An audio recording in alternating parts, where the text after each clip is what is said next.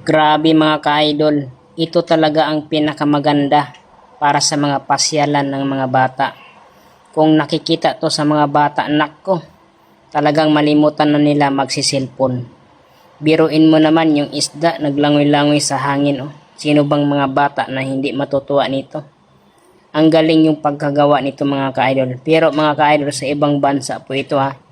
Kung napapansin mo yung lugar na yan mga ka-idol, ito ay para siyang public na pasyalan. Siguro libre siguro pumasok dyan.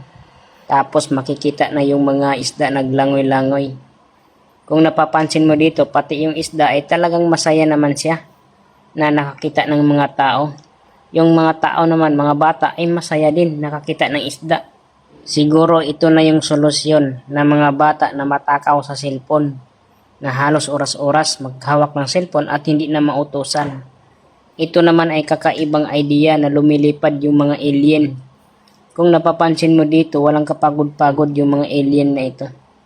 Ang nakakatuwa lang talaga dito, pati yung nanonood ay talagang nag-enjoy. Sino ba ang hindi ma-enjoy sa ganitong palaruan?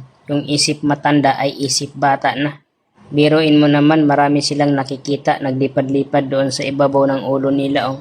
Siguro nagugulat sila bakit may mga naglipad-lipad sa taas na para sa ibang planeta. Kung napapansin mo dito, mapatalon talaga yung mga bata, pati yung malalaking tao. Dahil first time nilang nakikita na para sila nasa ibang planeta or nasa langit. Sana magkaroon tayo ng ganitong idea sa ating palaruan or pasyalan. Para yung mga bata na lagi naghahawak ng cellphone ay talagang mag-i-enjoy na kapag nakita nila to na may naglipad-lipad sa kanilang uluhan.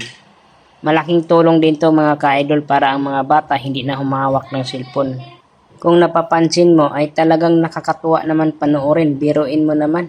Kung first time mo talaga nakikita yung mga anghel na naglipad-lipad sa taas ay talagang matutuwa ka dito. Kung napapansin mo dito mga ka-idol, maganda talaga siya panoorin at mga tanawin. Oh. Ito pa, may ibang hayop na naman dito. Ano to, elepante na may pakpak, naglipad-lipad din. Tapos sa ibabaw niya, ang daming mga ibon. Siguro may mga agila dyan. Oh. Tapos may umiikot-ikot pa, parang helicopter. Ang galing talaga yung nakaisip nito mga ka-idol. Malaking tulong talaga to sa mga kaisipan ng mga bata at mabago. Pati yung mga matanda ay nagiging bata na din ang kaisipan nila. Dahil sa ganitong idea ay malaking tulong talaga to para sa kanila.